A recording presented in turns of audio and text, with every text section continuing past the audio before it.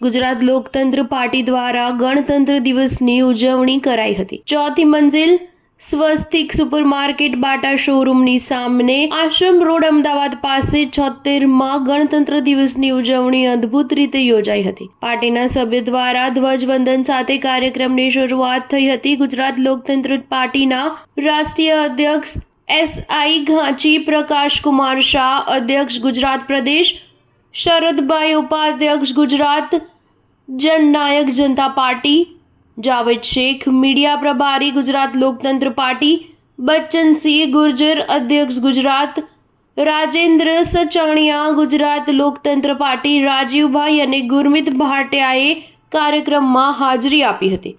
Star news 7 Ahmedabad.